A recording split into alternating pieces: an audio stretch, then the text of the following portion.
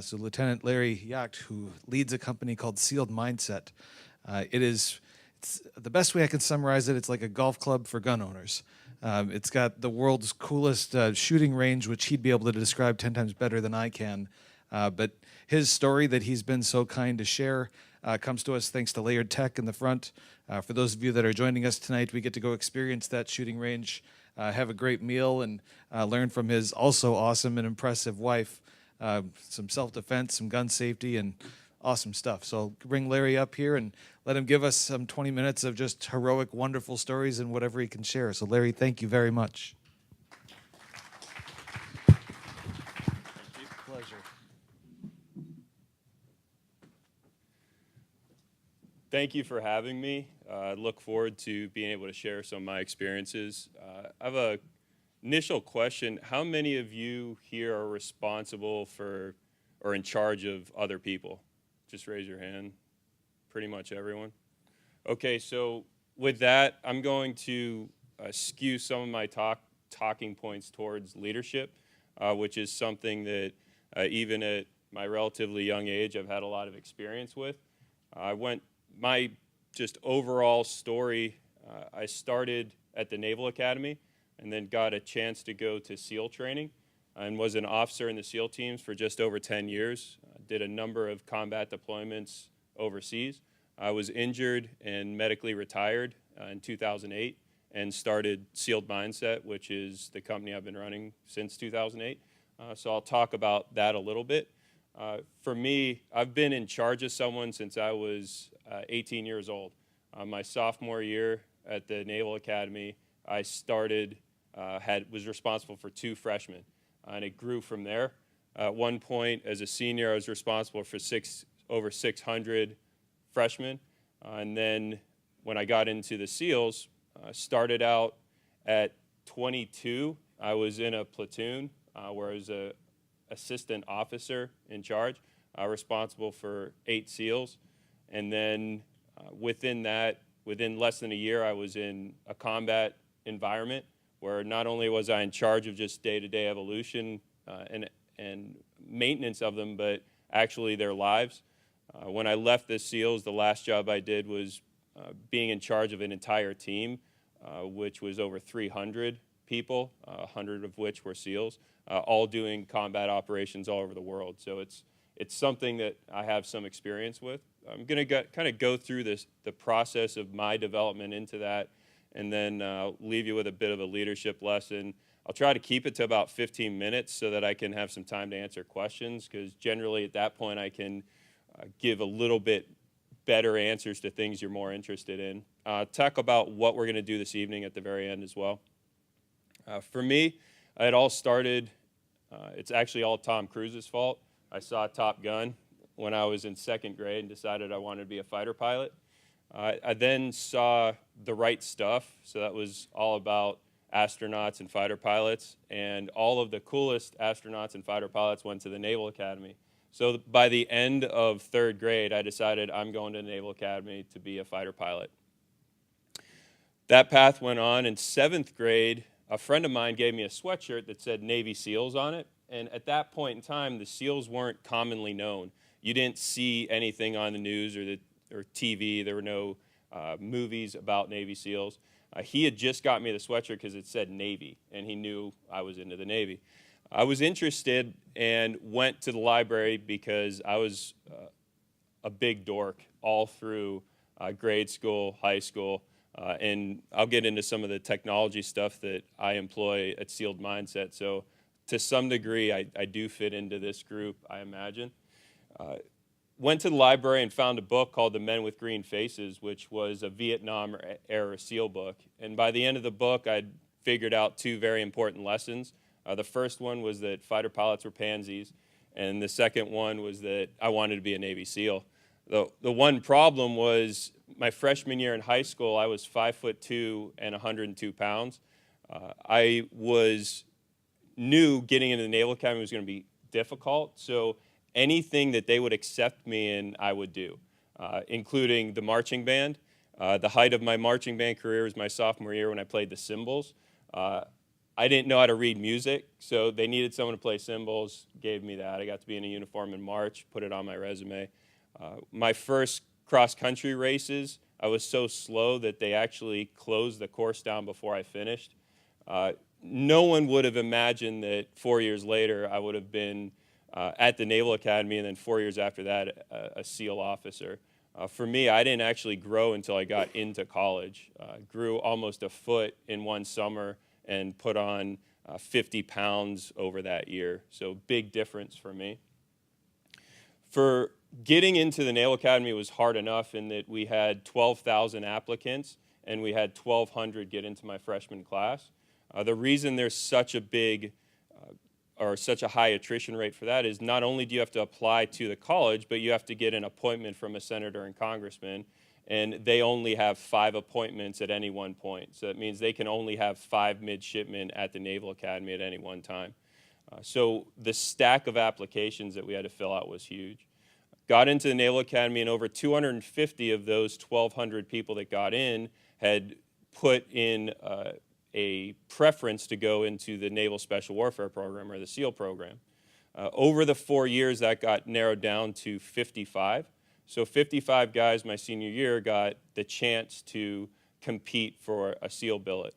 We went through a 3-step process, including interviews, workouts, class rank, and we got 15 spots. So 15 of those 55 of those original 250 got a chance to go off to SEAL training. Just to give you an idea of the type of people, we had the captain and co-captain of the football team. We had the captain of the wrestling team, the water polo team. We had a swimmer that missed the Olympics by 2/100ths of a second in 200-meter breaststroke. So we're really talking, the very best getting into the SEAL program. When I started the SEAL program, it's the training program is called BUDS, Basic Underwater Demolition SEAL. And that program starts with a class. My class had 135 people from the Navy, 11 officers, 3 from the Naval Academy. So that kind of was the breakdown of the original class. 2 weeks into the training program, you actually start the training program, and we had already lost 14 people, started with 121 actual guys at the beginning of this 6-month training program. The training program continued on, and by the 5th week, you start Hell Week. So just at the end of the 5th week, we'd already lost 60 people. So we were down to 61 guys that started for Hell Week. Hell Week is a true trial. It started Sunday night, and we had constant physical activity. We were constantly wet, constantly getting yelled at. The first time I got any sleep was Wednesday afternoon. We got a half an hour of sleep, and then a half an hour of sleep on Thursday, and it finished Friday afternoon at 2 o'clock. At the end of those 5 days of being awake, being run around, wet, sandy, we had gone from 60 to 30. So from 121 to 30 in just over 6 weeks. That remaining section of the training, you get into diving, jumping, shooting, all of the things that make a SEAL, or at least the beginnings of it. At the end of the 6-month program, we had 11 of the original 121 guys left. And that 90% attrition rate was a little bit high, but the average attrition is 75 to 80% of the people that start SEAL training don't make it through. And the vast majority of them actually quit. You'll often hear a lot of people say, oh, yeah, I got to BUDS, and the instructors didn't like me, or I got hurt. I'll let you know that they probably quit. It's the percentages of quitters versus people that got injured, it's very heavily skewed to people quitting. After SEAL training, I got assigned to SEAL Team 3. It's a West Coast SEAL team, so we were responsible at the time for all of the Middle East. And I originally picked that this would have been in 98, 99 timeframe. So there really wasn't a lot of stuff going on in the world. And I chose SEAL Team 3 because I didn't want to have to deal with bugs. And what's interesting is after 3 or 4 years of being in the team, we actually got assigned to Southeast Asia. So I ended up in the jungles of the Philippines anyway. And there were bugs bigger than my head that were running around in the jungle, so it didn't quite help. Getting to SEAL Team 3, my first deployment was to the Middle East, and what was going on was Saddam was smuggling oil out of Iraq in oil tankers, and he would, what we refer to as passively armor the oil tankers. So he would make it so that you couldn't get onto the ships. They knew if they actually shot at us, we'd have the full weight of the Navy coming down on top of them. So they would iron up or weld all the doors shut. They would electrify the railings, put barbed wire on the ships, and then they would drive just off the coast of Iran. And there were only 2 areas where they would get out of Iranian territorial waters for very short periods of time. They'd only travel at night under the cover of darkness, no running lights. And so we would have to get onto the ships and gain control of them before they could get back into Iranian territorial waters. Generally, we had about 10 or 15 minutes to do so.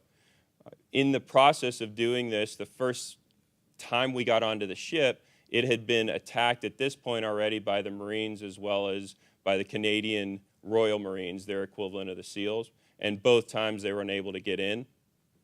My job in the SEAL platoon, since I was a new guy, especially a new officer, was traditionally to do all the paperwork, to run all the computers as well. I knew enough about computers that the first time they gave me a computer, I broke it, pretended like I didn't know what was wrong with it. By the 3rd computer I broke, they took all the computers away from me and gave me a breaching tool and an M60, which is what I really wanted to do. My job on the ships was to breach, go around and basically break stuff with a big hammer. They would try and saw through the doors, and I would go around and look for alternative methods in. By nature, I've always been a climber. So the first ship that we got on, the superstructure was 120 feet off of the deck of the ship. I climbed up to the roof of it and looked over the front, and I saw that everything was welded shut except for the one central window that was about 6 feet down from the edge of the top of the ship. So I called down to my commander and said, I think I can get into that window. He said, have at it. And his only reply to me was, well, don't fall.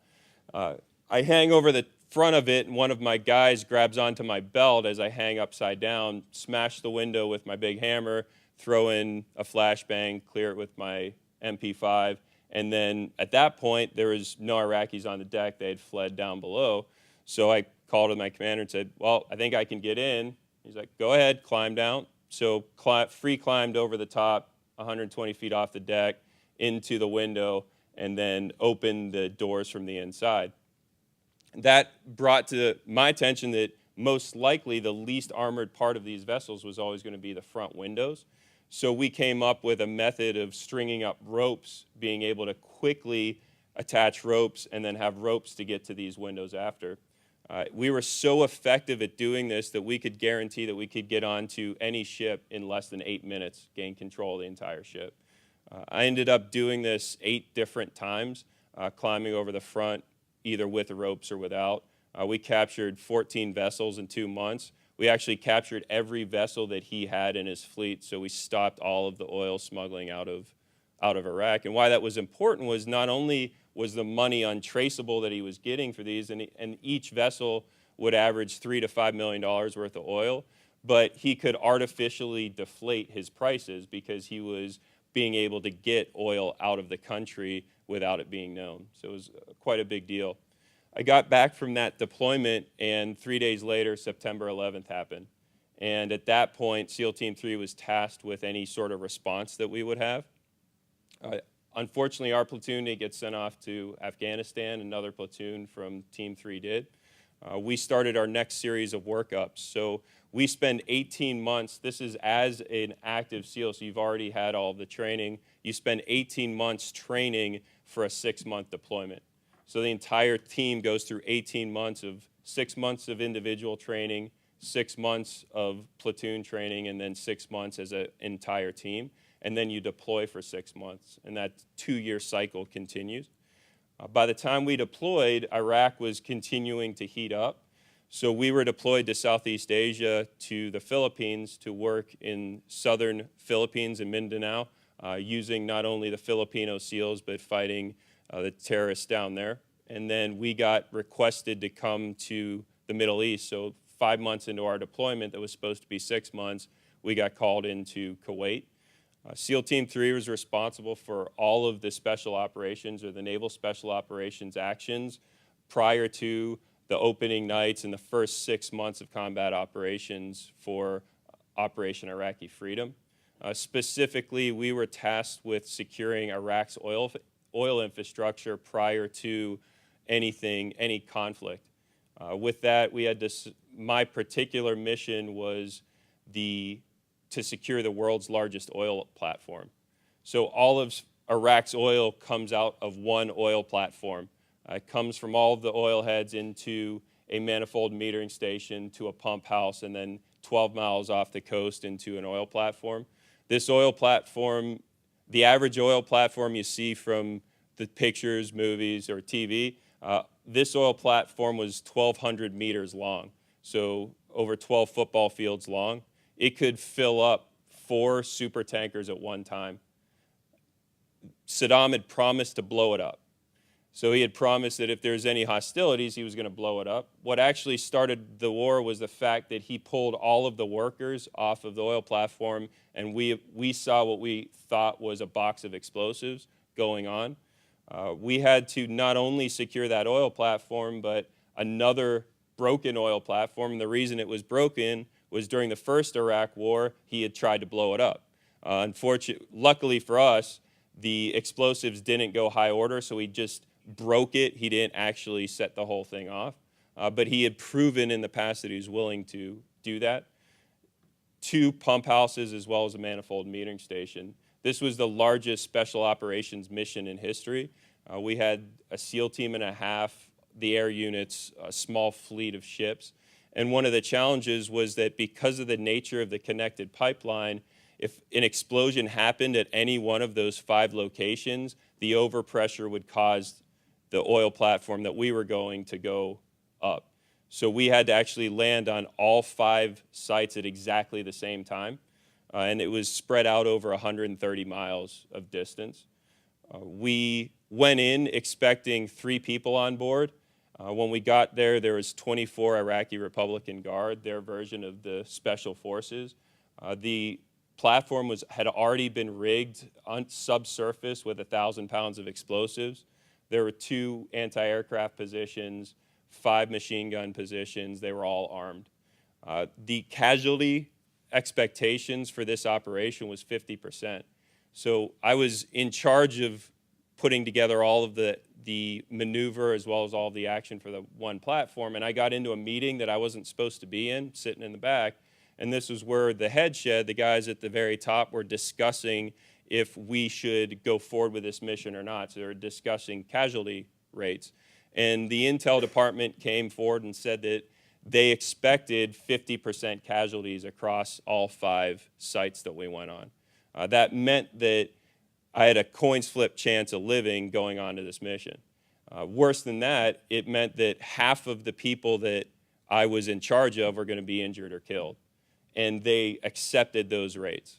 And so I had to keep that a secret because obviously I didn't want to tell the guys. And on top of that, I had about a day to get over it for myself. That was the easy part. The harder part was going in knowing that the people I was responsible for, most likely some of them weren't going to return. We were able to hit this platform with such violence of action and so quickly that not only didn't we lose 1 SEAL, but we were able to capture all 24 of their soldiers with only minor injuries on their part. They didn't believe that was possible. That was just the start of our combat operations. We then supported operations for 6 months. During that time frame, I was injured. I didn't let my head shed know, our headquarters know, because my guys were still there. So I volunteered to stay for another 6 months. I spent just over a year in Iraq. I got sent back, went through a series of surgeries, and then got assigned to a team of 3 SEALs, 3 senior enlisted SEALs that were doing what we referred to as non-traditional SEAL operations. So that really specialized into all the black ops that you hear about or don't hear about. You hear secrets of, whispers of. From that, I built that from a 3-man unit to a 300-man unit. doing a number. We were in charge of everything from human intelligence, technical surveillance, non-technical surveillance, the dog programs, UAV, weather, everything that was not a traditional SEAL operations. That's where I really got to use my love of technology. My specialty was technical surveillance, so that's putting cameras in things that you didn't think cameras could be put in.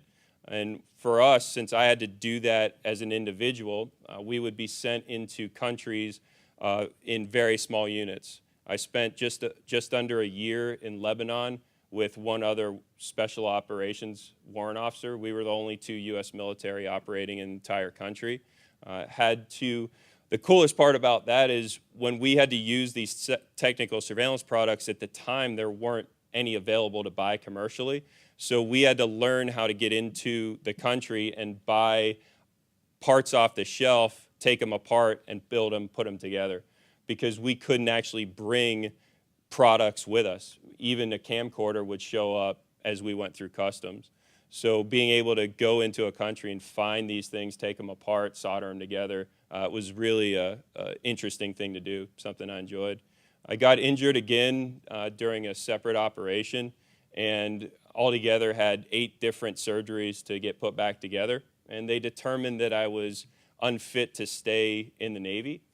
My wife, at the time, my fiance, actually a week prior to my biggest back surgery, she was my girlfriend, so at this point she was a girlfriend.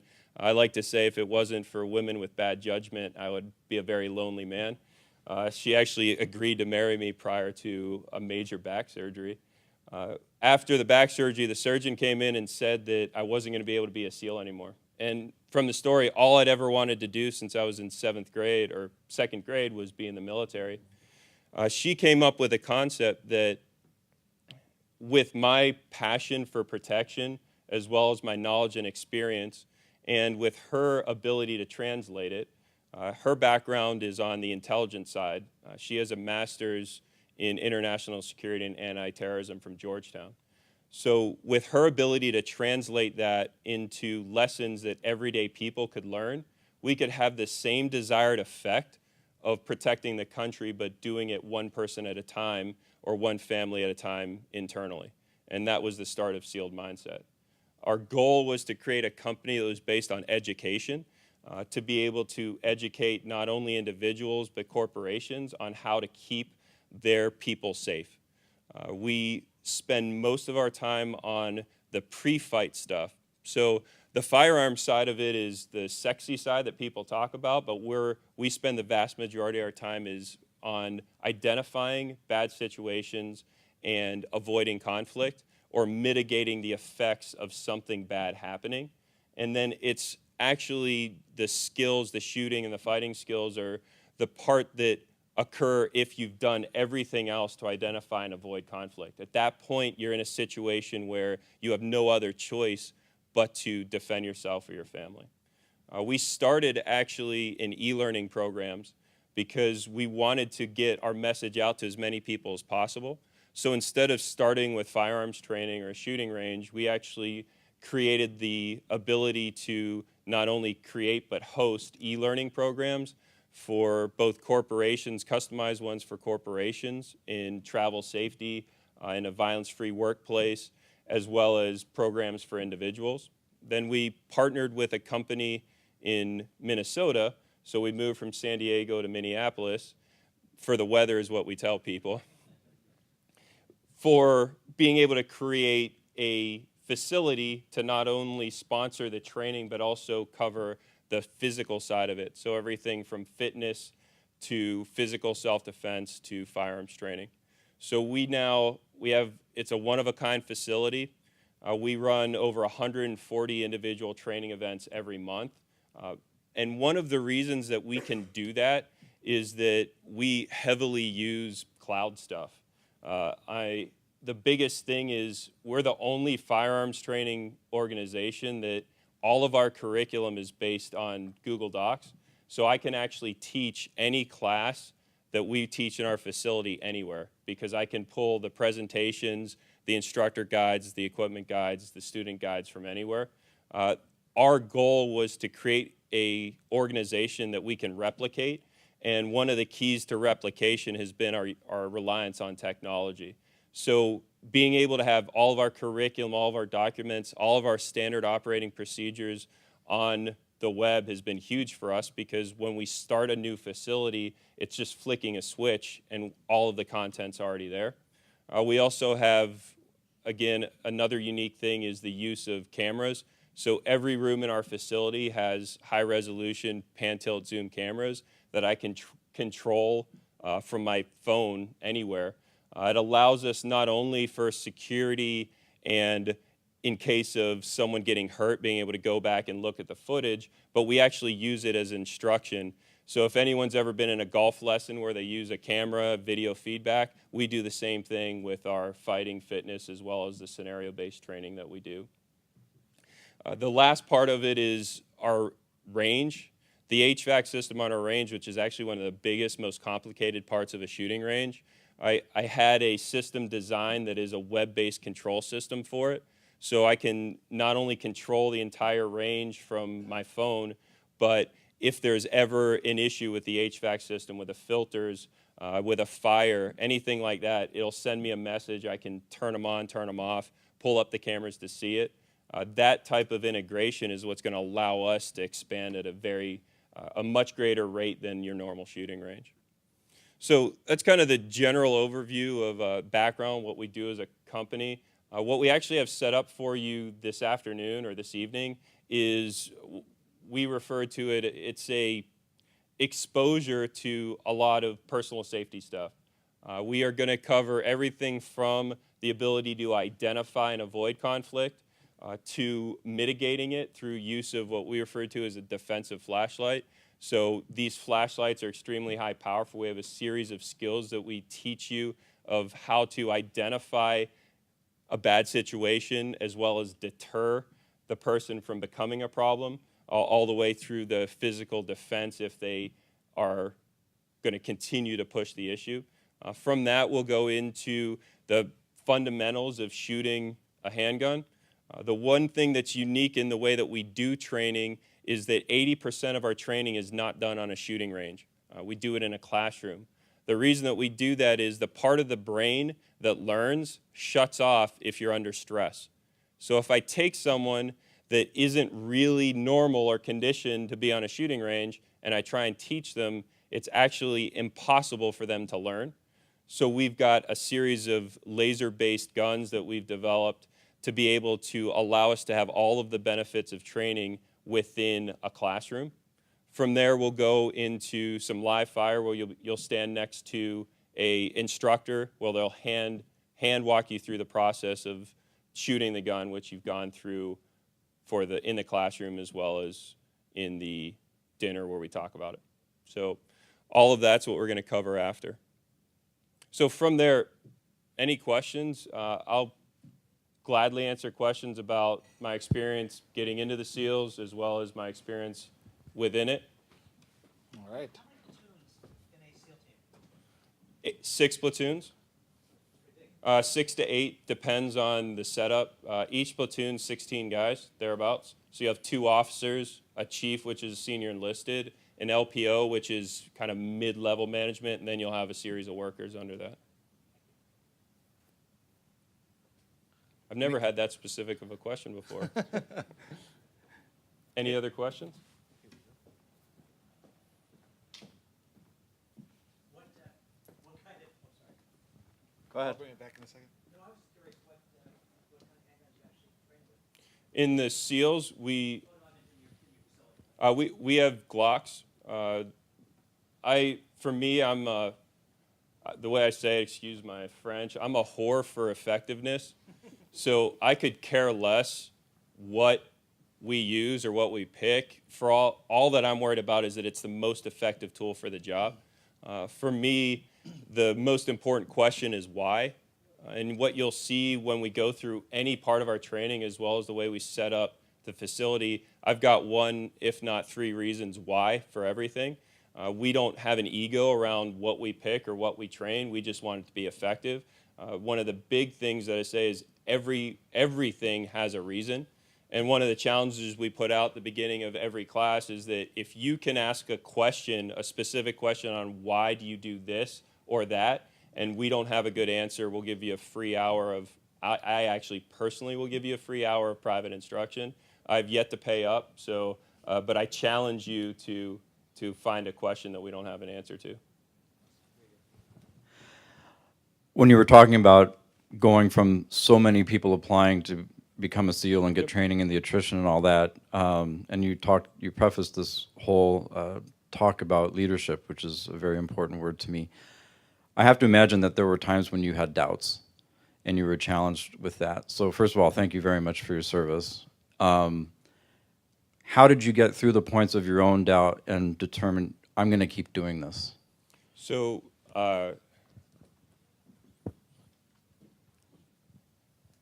actually, I had no doubts. So the reason being, and the way I talk about it is in reference to quitting. Most people think quitting is a light switch. You either quit or you don't. I have a much deeper understanding of quitting or not quitting. For me, it's more of a dial. It starts at 1 and goes up to 10.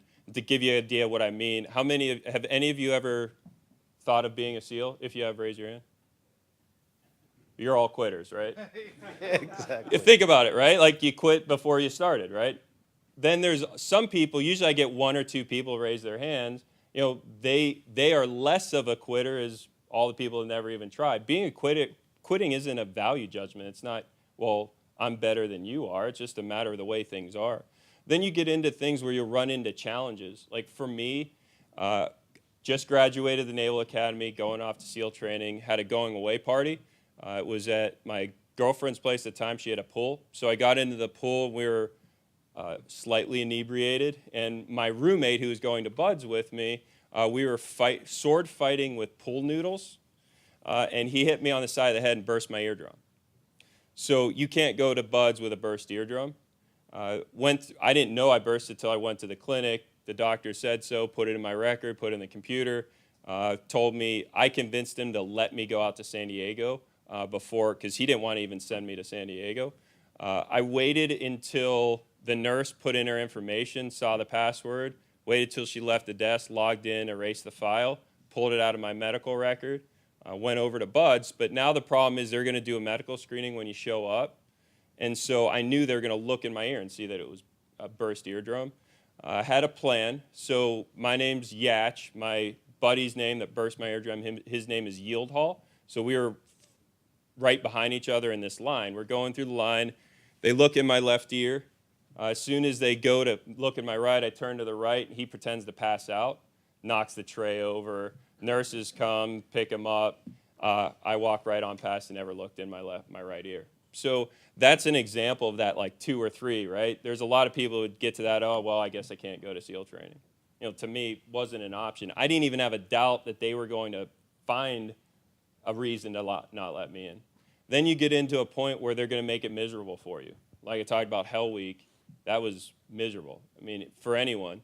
There were many times in that week that I wanted to be dead, like I wanted to die, but at no point did I think about quitting. Right? Quitting wasn't an option. Dying was an option and actually a hope, because at least it'd all be over. But luckily for me, my hopes did not come true. Then you get into a point where they're going to ask you to do stuff that could damage you for the rest of your life. For example, we have to do once a week at the obstacle course. You have to go through the obstacle course for time. One of the obstacles is a platform. It's a series of 4 platforms that go up to 60 feet, and they're flat. Think of a deck with no railings, with 4 posts on either side, and you have to climb on the outside up these 4 decks up to 60 feet. At the top, they have a rope that stretches from the top all the way down to the bottom, back to the sand. It's about a 120-foot rope, and it's 60 feet off the deck. So you have to grab onto the rope, hook your feet under, and kind of inchworm your way 120 feet down, 60 feet above the deck. What's great about the SEALs, there's no net. So it's literally rope, you fall off, no safety rope, no carabiner, you're falling to the sand. This was middle of first phase, which is the beginning, first couple months. A guy gets on that because this is 3/4 of the way through the world's worst obstacle course. Hands were sweaty, sandy, weak. He fell. So he got on the rope, made about 3 feet, fell 55 feet to the deck, broke his leg, pelvis, 3-4 ribs. I mean, he was hurt bad. My favorite part about SEAL training, so they backed the ambulance up and they're dealing with him. There's 2 ropes. They didn't stop the other rope. So there's a guy waiting to get on to the next rope, and the instructor yells up, "Clock didn't stop. What are you waiting for?" He quit. So understandably, right? Someone just fell almost to their death. He quit. Next guy quit. Third guy didn't quit. Right? Again, now we're talking that 6, 7 on that scale of 1 to 10. Then they're going to ask you to do stuff that could kill you. We were averaging 1 in 250 guys died in training. So that's when you start thinking of the odds of getting in a car wreck, or I mean, they're 1 in 200,000. We're talking 1 in 250. We would lose a guy once a year in heart attack, drowning. In my class, we had a guy get the flesh-eating bacteria in Hell Week. He lost his left hand. Luckily, they caught it before it made it to his heart. He would have died. There's a lot of people that get into that situation, like diving, where they ask you to do a night combat dive, and you know what? It's not worth the risk. They quit. So that level 10 is, at no point did I ever, even the idea of quitting didn't even come in. And there were times where I didn't really want to continue to do what I was doing, but that's a lot different than quitting. If there's even an option for quitting, they're going to find the button to push to get you to quit. And this is applicable across all sorts of stuff. How many of you run or have run to work out, right? Pretty much everyone at some point. Have you ever started a run? I mean, like, I'm going to run 3 miles in a time, 28 minutes or whatever it is. Or I'm going to sit on that treadmill run at level 8 for 15 minutes. You get like 7 minutes into it, and you decrease it a couple degrees or a couple speeds. Or you're going to run 28 minutes, and you actually make it in 30. Most people wouldn't consider that quitting, but you quit. Because I guarantee if you're going to run in 28 minutes and you ran it in 30, but if I was behind you with a pistol, you'd probably run in 26. Right? At that point, you have the ability to do so much more than you think you can. It's just a matter of having that mental fortitude to do it. And that's where one of the common questions I get kind of related is, what does it take to get through SEAL training? And it isn't strength. It isn't endurance. It is 100% mental. And the example, the short, quick example for that, in my class, we had an officer, so he was a helicopter pilot. So the guy's smart. He was mature because he'd been in the Navy for 3-4 years. He was ranked 3 in the world for Ironman triathletes. So he was one of the top 5 fittest people in the world at the time. And he was strong, so it wasn't like he was just a runner. He could run, swim. He was as good an applicant as you could possibly have in training. And then we had Seaman Wright. Seaman Wright was from Oklahoma. He had never seen a bigger body of water other than the swimming pool in the local high school. He barely passed every timed evolution. If you could fail 2 and keep in training, he'd fail 2. If you had to do 10 push-ups, he'd do 10, maybe 11. So this guy was 30 pounds overweight, didn't really know how to swim all that well. They both started. That triathlete, I can't even remember his name, quit second day of Hell Week. Physically, he had everything that could possibly be needed to pass. He quit. Seaman Wright, who struggled every single day, quit. And one of the things that I like to tell people when they're into, and this, again, is applicable to your own life, when you're in a challenging situation, and the example I'll use is Bud's, at some point, you're going to think about quitting or think about not making a time standard. I guarantee that there is someone with less raw capability than you, right? They're not as strong, they're not as fast, they're not as smart, and they're going to graduate. So what's your excuse? right? What's your excuse if there's going to be someone that you're physically better than that's going to graduate, you don't? It comes 100% down to mental fortitude, the ability to choose to or not. And if you get into a problem or a situation that's challenging, I guarantee if you look around, there's someone that probably isn't as capable as you are, and they'll make it through. So again, I ask, what's your excuse? Awesome. Great. We got one last one in the back. Go ahead, Richard. Usually you throw grenades, plant landmines. Yeah. Anyway, that women will be able to try out for SEALs in 2016, I think. I Yeah. haven't heard that. Yeah. Is that official? Yeah, I think it was Rangers in 2015 and women in 2016. And based on what you said, I was just going to say that I've heard the same thing, that it's not the strongest. It's not, it is a mental thing. So you sort of say, as long as you meet that, if you can meet that minimum barrier, whatever it's going to be, it should be a good thing. But I mean, I don't know if you have any comment or. I'm not sure. I'm not convinced it's going to be a good or bad thing at this point. I fully 100% am fine with anyone trying as long as they don't change the threshold. If they don't change the standards, I don't care if you're a man, a woman, it makes no difference to me. Where it may not be good is in the actual application, the actual doing the job. That's where the jury's out in my book, because there's a lot more than just physical capability. Being able to work in extremely small units very closely together is a whole different issue. And I don't know, because we didn't have women in our groups, I don't know if that's going to change it or not.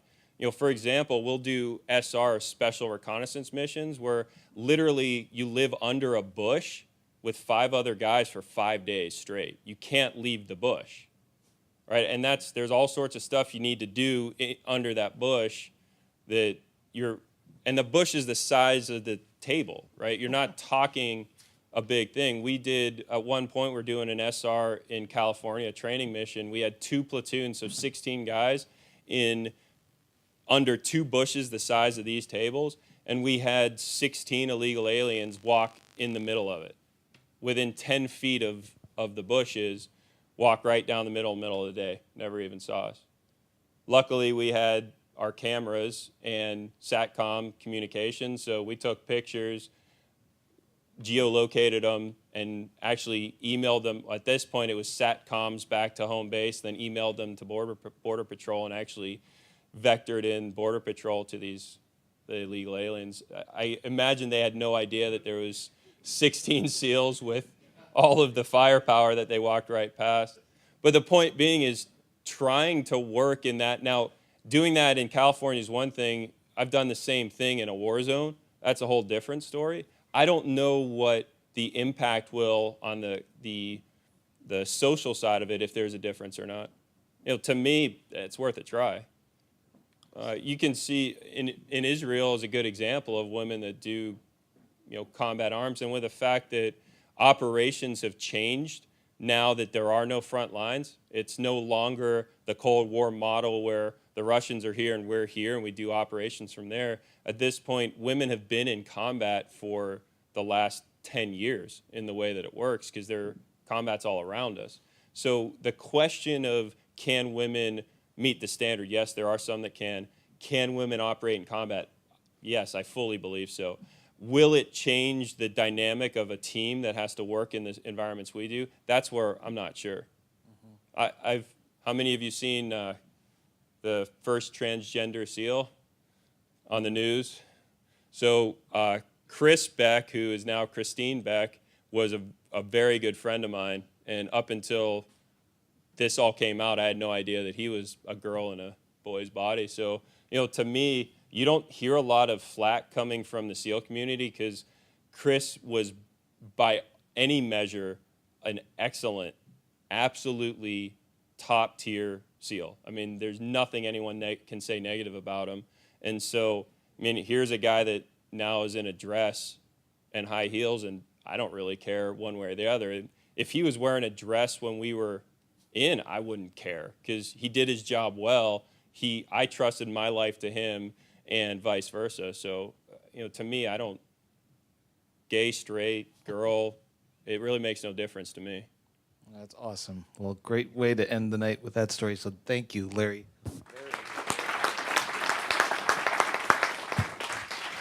Fantastic. On behalf of all of us, thank you for everything you've done.